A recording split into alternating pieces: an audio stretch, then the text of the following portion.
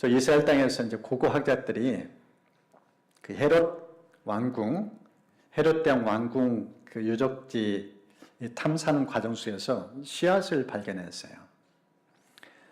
그 씨앗 중에 이제 3개를 심었는데 그 중에 하나가 이제 발을 하고 싹이 트고 자란 겁니다.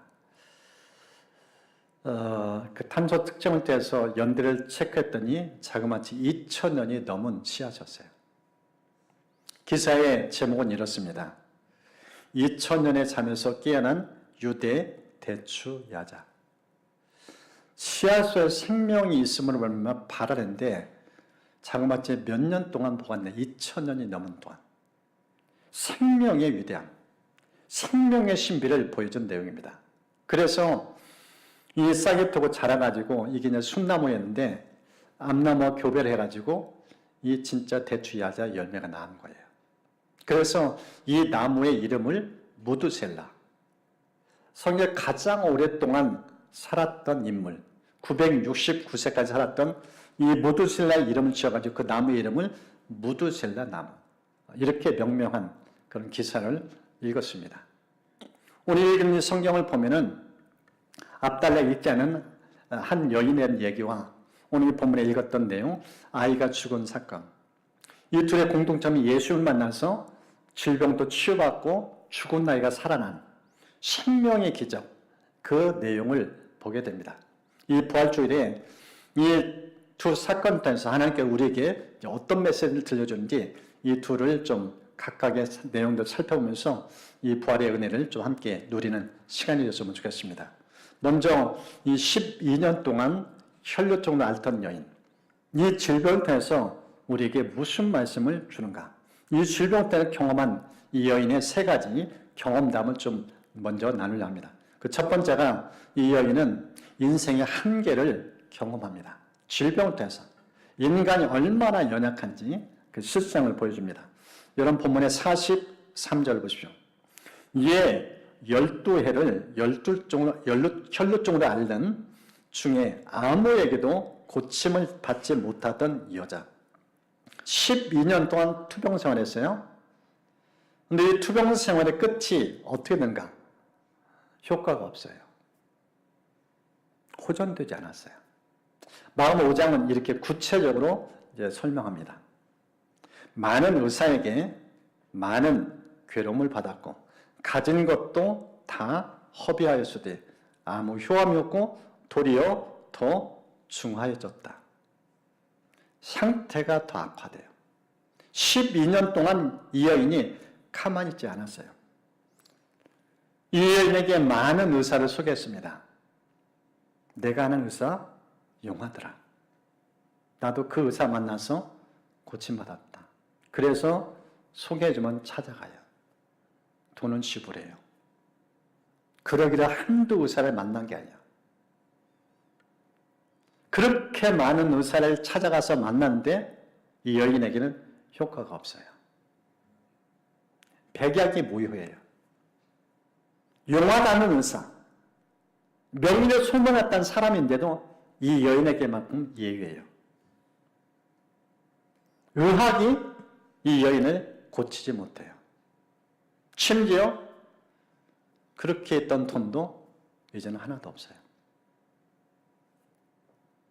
사람도 못 고치죠. 돈도 못 고쳐요. 절망 그 자체예요. 이 모습 때문에 우리에게 주는 메시지입니다. 우리가 있다면 좋은 의사 만나서 몸이 아플 때 치료를 받아서 일상생활 건강히 할 때 참 기뻐요. 역시 소문난 병이구나. 정말 그 의사 탁월하다.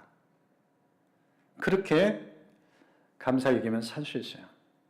그런데 어떤 의사도 어떤 의학도 내 몸에는 효과가 없는 경우가 있어요.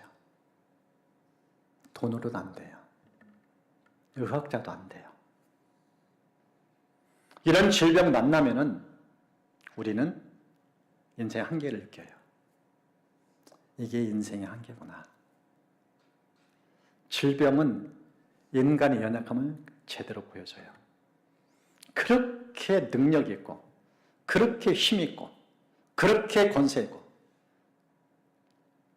뭔가 해볼 것 같았는데 정작 불치병, 난치병 만나면 힘을 잃어요. 겸허해져요. 그 한계 앞에. 오늘 본문은 바로 그 실상을 보여줍니다. 인간은 위대한 존재 아니라는 거예요. 질병 앞에 꼼짝 못하는 존재, 한없이 약한 존재. 이게 질병을 맞닥뜨린 인생의 실상이라는 거예요. 이 열터에서 성경은 우리에게 교만함을 가르쳐줍니다. 교만하지 말라. 질병 이길 수 있는 능력이 우리에게는 없다. 그 메시지입니다. 이렇게 절망가운데 처했던 여인이 갑작스럽게 귀가 열려요. 소문이 들려요. 마가복음 5장은 이렇게 기록해놨습니다. 예수의 소문을 들었다. 예수의 소문을 들었다. 오늘 이 본문에서 우리에게 참 중요한 시사하는 바가 있습니다. 우리는요, 처음부터 예수님께 귀를 기울이지 않아요.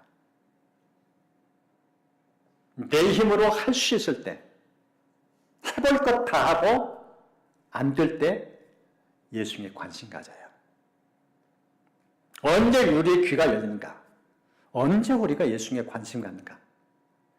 인간의 힘으로 안 될 때. 그때 귀가 열려요. 그렇게 얘기를 해도 예수 관심 없어요. 들은 척도 안 해요. 언제 우리 귀가 열리는가? 세상에 소망 없을 때. 인간의 힘으로 안 될 때. 그때 귀가 열려요. 오늘 성경은 이 여인한테 그걸 보여줍니다. 이 여인이 돈 있고 자기 능력으로 뭔가 해보려는 의지 있을 때 귀가 안 열렸어요. 언제 귀가 열린다? 무력감 앞에. 의사도 소용없고 돈도 무가차게 여길 때 그때 귀가 열려요. 그 정도로 인생이 귀가 열린다는 게 쉽지 않다는 겁니다. 그런데 이 귀가 열린 순간 이 안에 새로운 돌파가 생겨요. 새로운 탈출구, 새로운 희망의 빛이 이 여인 속에 스며듭니다. 이 본문을 보면은 이 여인이 질병 앞에서 두 번째 주님을 경험해요. 이 본문을 보면은 44절에 이렇게 말씀합니다. 예수의 뒤로 와서 그의 옷가에 손을 대니 혈루증이 즉시 그쳤더라. 소문으로 끝나지 않았어요. 이 여인의 마음이 희망의 불이 활활 타오르게 만들었어요. 그분 만나면 나는 사는구나. 오늘 이 44절의 이 말씀을 이 마가복음 5장은 이렇게 설명해 놨습니다. 이는 내가 그의 옷에만 손을 대어도 구원을 받으리라 생각함일러라. 생각을 성경은 강조해서 써놨습니다. 이 헬라어의 미완료 시제를 썼어요. 이 시제의 뜻은 뭔가 과거에 한 번 그런 생각했다가 아니라 이 생각이 끊임없이 계속되겠다는 그 뜻이에요. 무슨 뜻일까요? 이 여인은 예전에 소문 듣는 순간 그 생각이 자기를 완전 지배한 거예요. 끊임없이 살아서 역동적으로 움직였다는 거예요. 그것이 발을 움직이게 만들고 그것이 예수님의 옷자로 손을 대게 만든 거예요.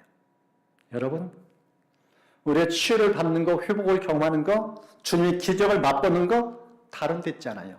생각이에요. 내 마음에 품은 생각이 그대로 현실 속에 실현화돼요. 오늘 본문에 나타난 절망을 처했던 여인, 의학도 안 됐어요. 돈도 안 됐어요. 그런데 이 여인의 마음을 바꾸고 이 여인의 인생을 새롭게 만든 게 뭔가? 생각이에요. 생각이 이 여인의 인생을 예수님께 오게 만들었어요. 생각의 변화가 이 여인의 인생을 새롭게 바꾼데 엄청난 기여를 한 것을 이 성경은 기록해놨습니다. 인생의 문제 푸는 거, 생각의 변화가 필요해요. 예수를 향한 그 마음. 이 여인은 어떤 생각인지 성경이 이렇게 기록했어요. 그의 옷에만 손을 대어도 구원을 받으리라. 우리 교회식으로 지금 표현한다면 이 여인의 말씀 읍주기를 한 거예요. 예수님 소문 듣고 입에서 중얼중얼해요. 예수님 만나면 예수님 옷자락 손을 대면 나는 반드시 나을 거다. 이걸 계속 하루 종일 중얼중얼. 그리고 수많은 인파를 헤치면서 예수님께 나가는 과정 속에서 이 중얼거림은 계속되었어요. 그리고 예수 옷자락 만진 순간 몸에 그대로 영향을 미쳤어요. 성경은 즉시라고 표현했어요. 닿자마자 혈로 그냥 딱 끊어진 거예요. 기적이 임한 거예요. 생명의 주님이 이 여인의 모든 고통을 일순간에 다 제거시킨 거예요. 믿음의 터치, 살고 싶은 열망, 완전히 절망의 끝자락까지 갔던 여인이에요. 그런 여인이 소문 듣고 생명을 달리 먹은 거예요. 예수 만나면 산다. 그분 옷자락 만지면 난 반드시 건강 되찾는다. 그 믿음을 통해서 이 여인이 이 놀라운 고침받는 이 기적 역사를 성경은 기록해놨습니다. 그리고 이 여인은 나음받은 후에 이제 예수님과 점점 거리가 멀어져요. 군중들과 점점 거리 두기를 해요. 그런데 갑작스럽게 예수님이 가던 발걸음 멈추고 입을 열어 말씀해요. 누가 내 몸에 손을 댔냐? 내 옷에 누가 손을 댔냐? 그때 베드로가 옆에서 예수님 보십시오. 지금 한두 사람이 예수님 곁에 있는 게 아닙니다. 예수님의 옷자락 손댄 사람 여기 있는 사람 다예요. 안 만진 사람이 없어요. 이렇게 많이 예수님을 밀치고 예수님 곁에 밀착 동행하는데 누구라뇨? 어떻게 그 사람을 찾겠어요? 다예요, 다. 이런 마음이에요. 근데 예수님은 베드로의 말이 아니다. 주님이 이렇게 말씀합니다. 내게 손을 댄 자가 있도다. 얘는 내게서 능력이 나간 줄 알미로다. 미는 사람의 손길과 의도를 가지고 예수님의 옷에 손을 댄 사람 주님은 다 아셔요. 어떤 마음으로 예수님의 옷에 손을 댔는지 다 아셔요. 중심을 보시는 분이에요. 미는 손과 의도를 가지고 만든 손은 확연한 차이가 있어요. 주님 그한 사람 찾는 거예요. 마찬가지입니다. 주일 주님 앞에 나와 예배 드리는데 어떤 마음으로 이 자리에 앉았는가? 예수님을 향한 어떤 마음을 가지고 왔는가? 무덤대로 와서 앉으면 주님과의 접촉이 없어요. 기적을 못 봐요.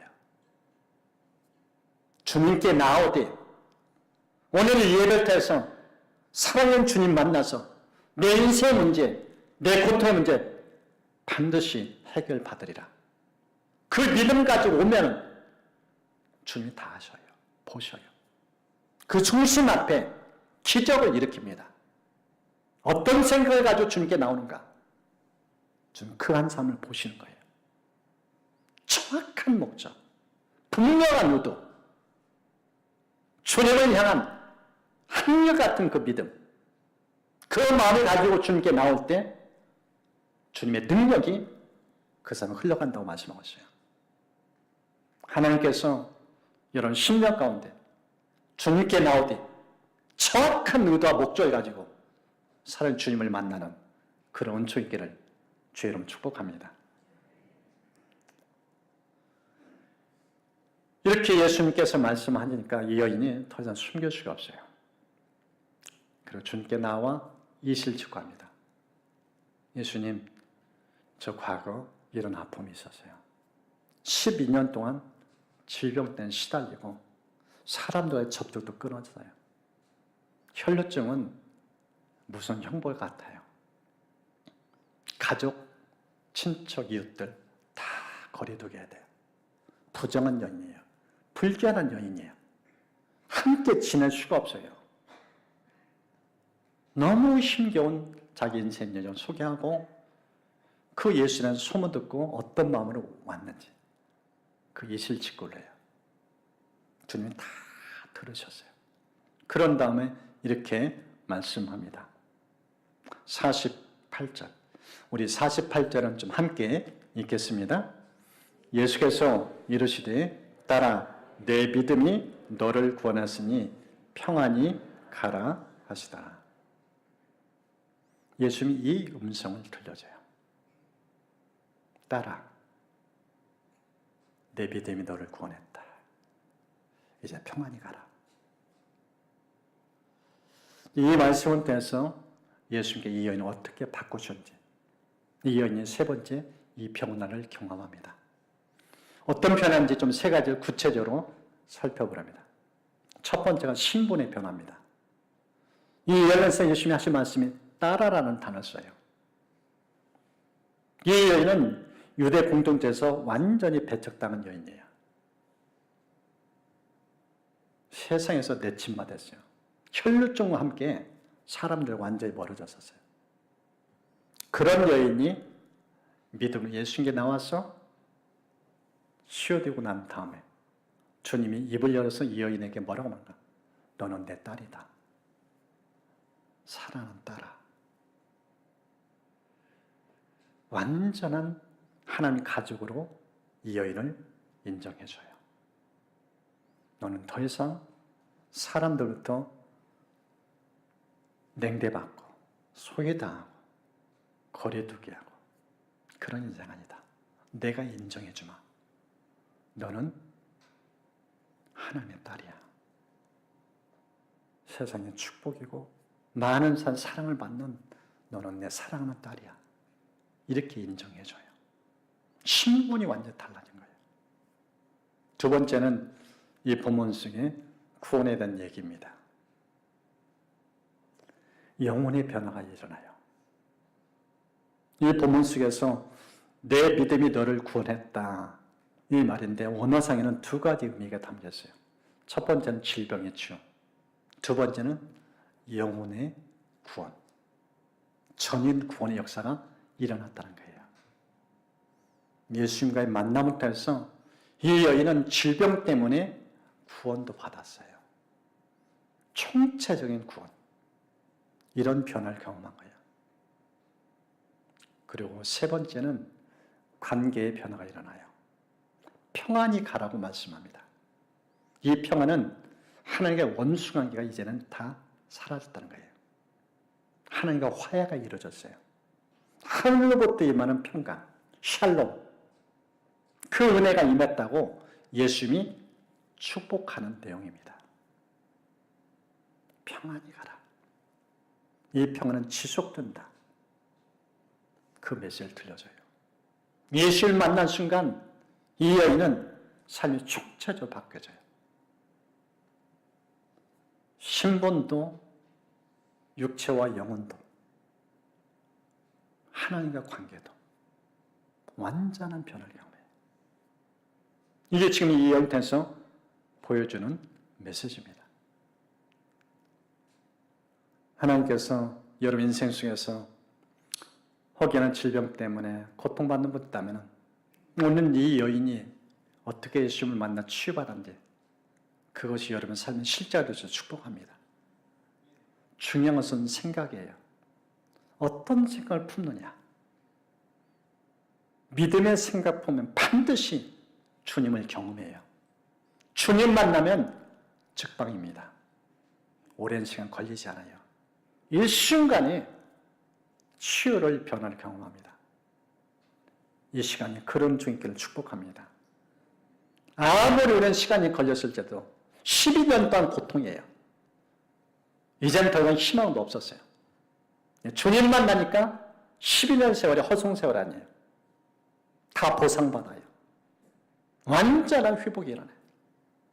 그런 역사를 경험합니다. 두 번째 이 본문을 보면은 12살의 외동딸, 이 회당장 야엘의 딸 얘기가 이제 등장합니다. 먼저 읽진 않았지만 앞단만 보면은 이 여인의 얘기 나오기 전에 이 회당장 야엘의 딸 얘기가 등장합니다. 예수님께서 그 거라사 지역에 가서 귀신 들린 사람 그를 온전케 해준 후에 다시 이 가보문으로 오셔요. 그때 기대했던 듯이 가장 먼저 달려온 게 회당장 야이로입니다. 딸아이가 죽어가고 있어요. 죽어간 아이. 이제 이 아이를 통해서 어떤 메시지를 들려주는지 몇 가지 좀 나누려합니다. 그 첫 번째가요. 질병은 누구나 경험한다는 거예요. 이런 본문의 42절 보십시오. 이는 자기에게 12살 된 외딸에서 죽어감이라라.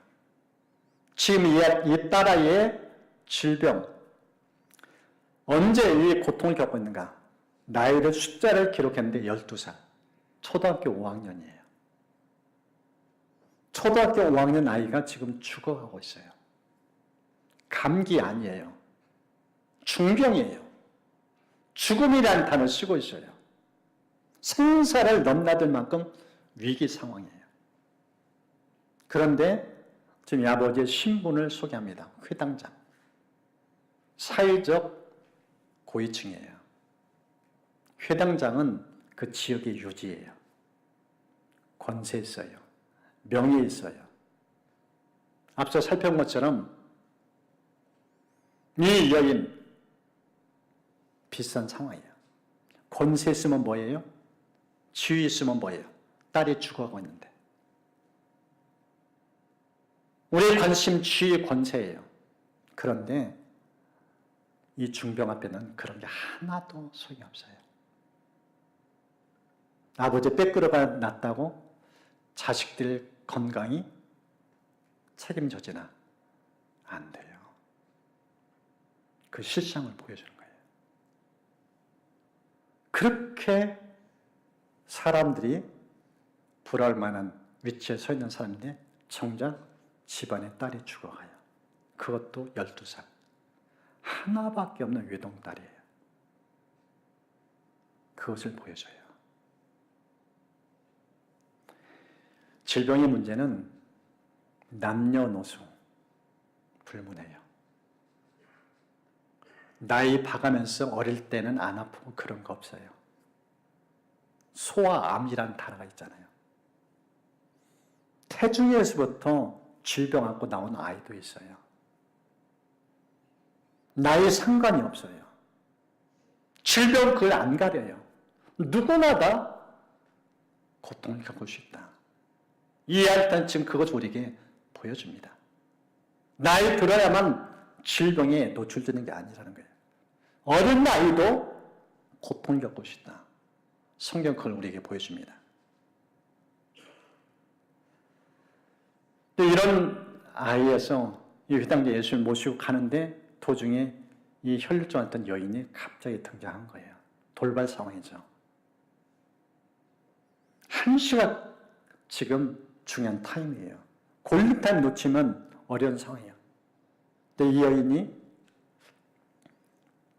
코가 석자니까 죽어가는 자기의 몸이니까 예수님 만나면 산다는 그 믿음과 예수님 만나는데 예수님 붙잡고 이야기를 걸어오니까 지나온 얘기하면서 시간은 점점 흘러가세요.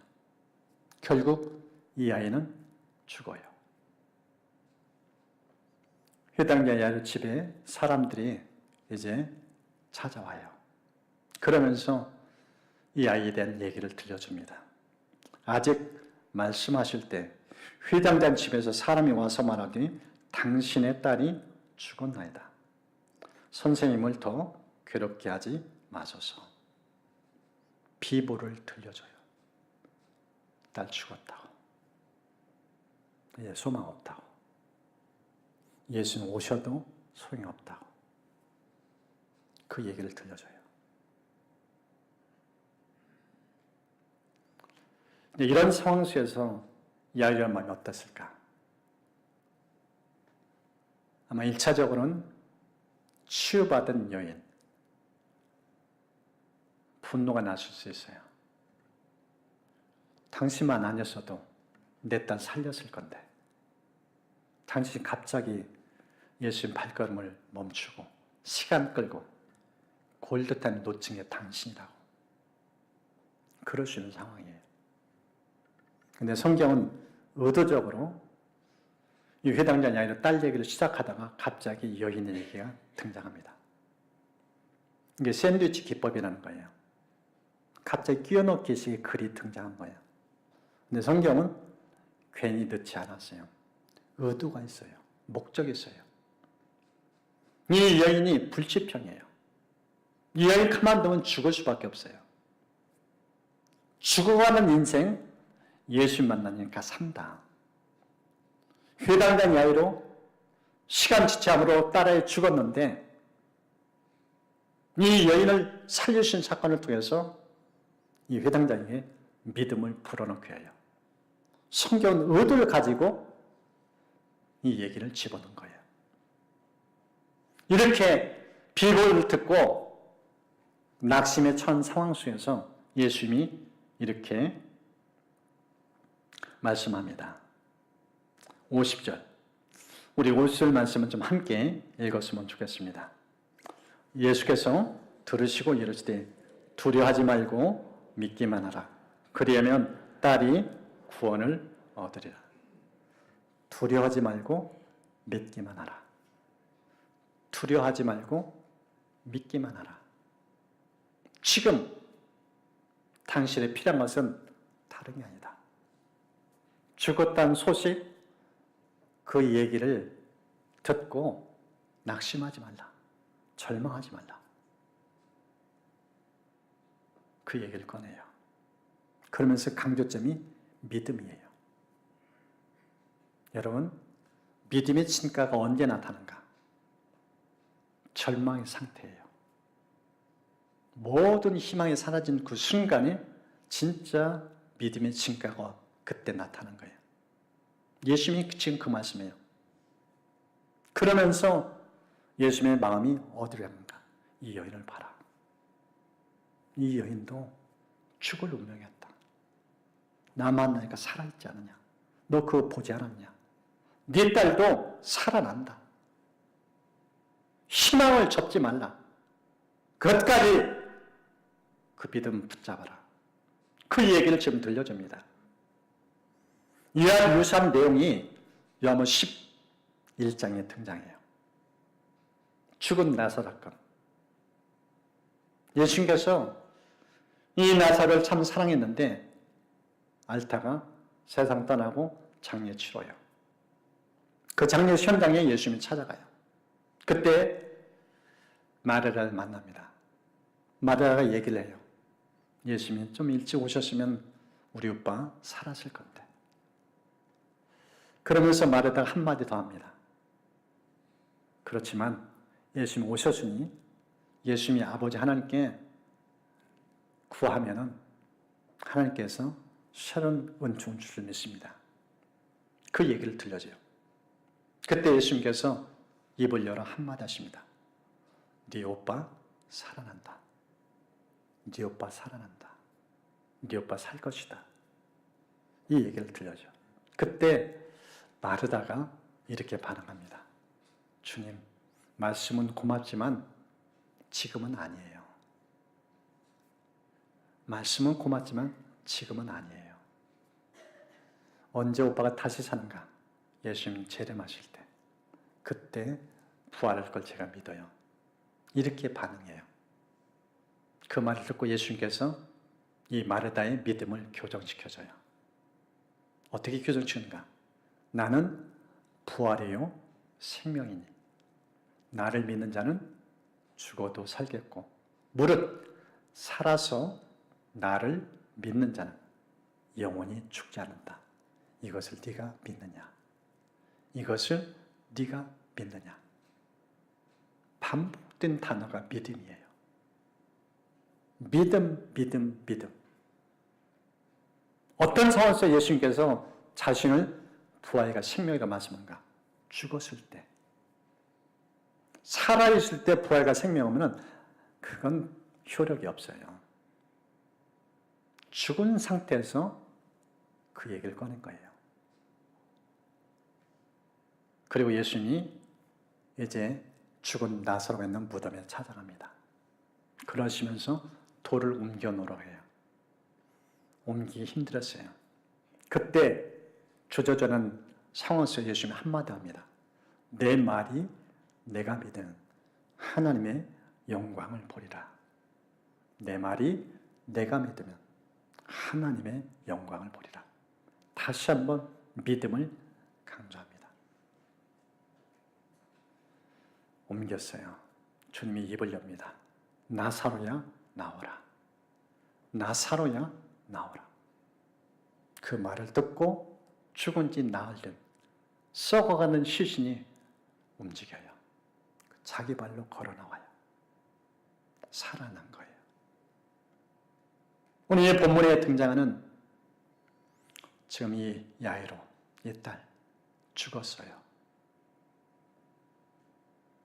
모든 걸 희망을 접은 상황이에요. 네, 주님이 그 상황 속에서 하신 말씀, 믿음을 강조합니다.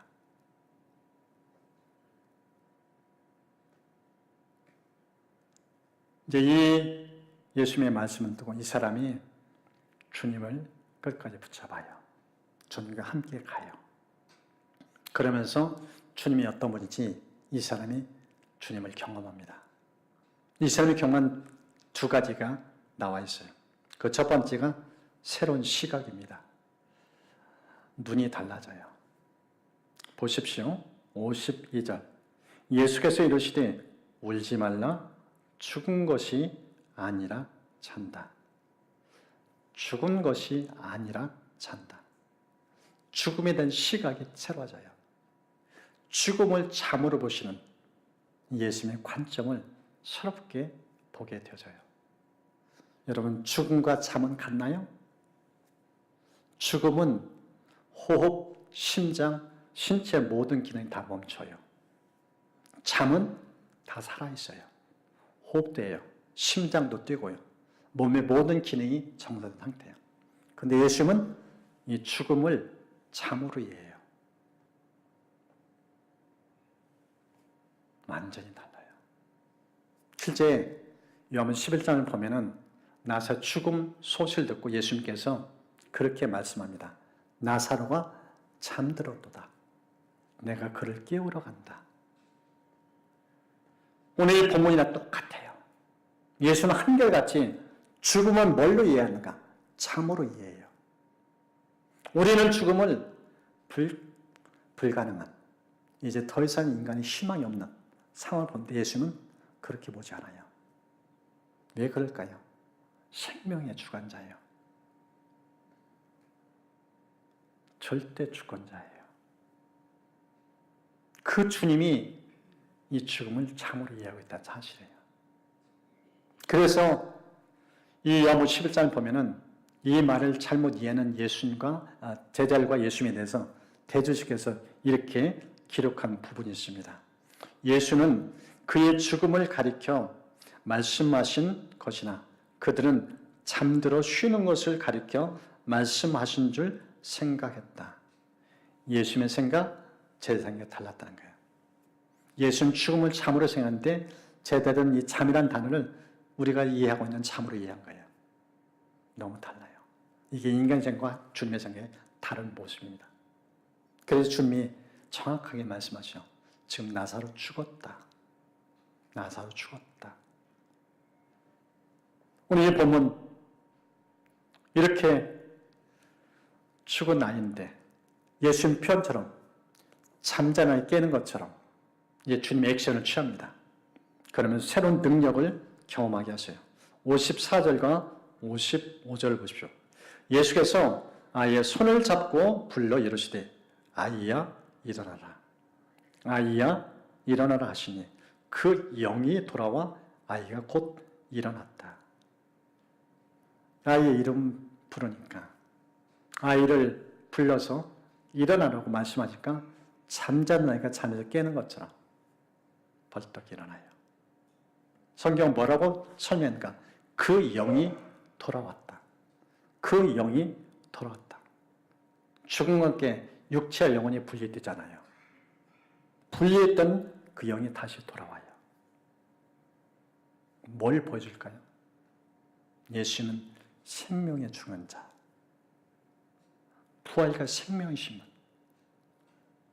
주는 죽은 자도 살리시는 분, 그걸 우리에게 보여줍니다.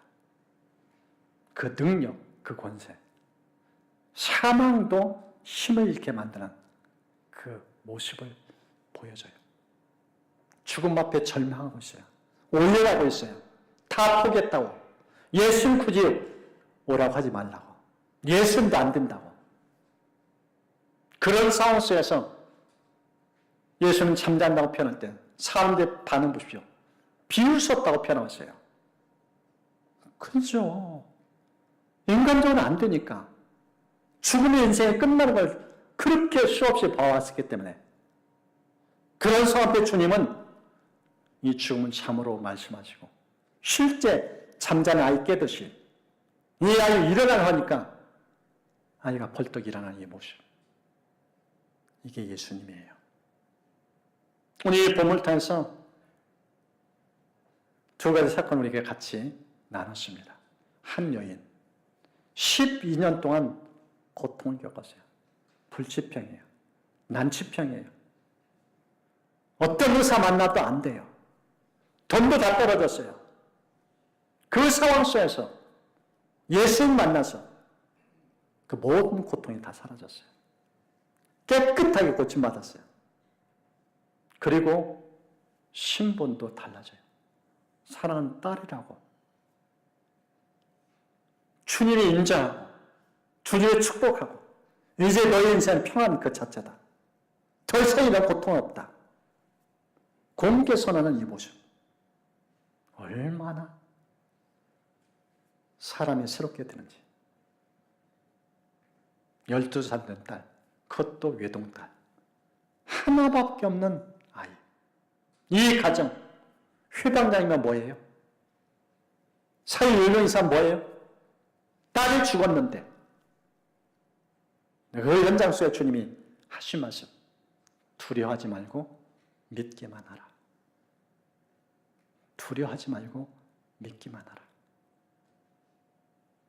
그 말씀 붙잡고 주님 같이 가니까 죽은 아이가 자기 눈앞에 살아나요. 이분이 예수님이에요. 이분이 우리의 구원자예요. 그 주님을 우리 믿고 살아요. 예수 믿어도 고통이 있고 역경이 있어요. 예수 믿어도 죽어요. 그런데 세상 사람 당하는 그 고통과 세상에서 겪는 죽음과 우리의 삶은 완전히 달라요. 우리는 부활과 생명된 예수 믿고 살아요. 어떤 절망도 이길 수 있는 힘을 주시는 분이에요. 오늘 부활주일입니다. 세상 어떤 종교도 이런 주일이 없어요. 다시 사신 분, 오직 예수님밖에 없어요.